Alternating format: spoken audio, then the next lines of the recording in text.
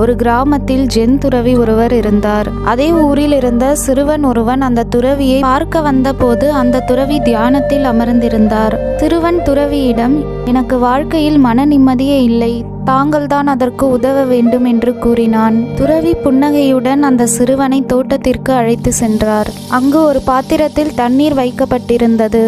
அதை இன்னொரு பாத்திரத்திற்கு அவர் கீழே சிந்தாமல் மாற்றுமாறு கூறினார். சிறுவனும் அதை ஒரு கரண்டியால் எடுத்து ஒரு துளி கூட கீழே சிந்தாமல் மிகவும் சிரமப்பட்டு செய்து கொண்டிருப்பதை அந்த துறவி கண்டு அவன் தோள்களில் கையை வைத்து, இந்த பாத்திரத்தை நீ காலி செய்ய வேண்டும் என்றால் முதலில் உன் மனதை நீ காலியாக வைத்து கொள்ள வேண்டும்.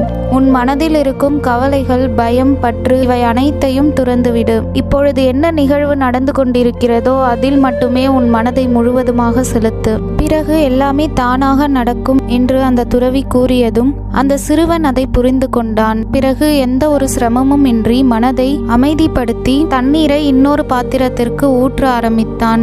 அவன் மனம் அப்பொழுது வெறுமையாக இருந்தது. தண்ணீர் இன்னொரு பாத்திரத்திற்குள் விழுவதன் சத்தத்தில் மட்டுமே அவனது கவனம் இருந்தது. தண்ணீர் விழுவதன் சத்தம் மட்டுமே அவன் காதுகளுக்கு கேட்டது. பிறகு ஏதோ ஒரு அற்புதம் நடந்தது போல் அவன் மனம் லேசாக மாறியது.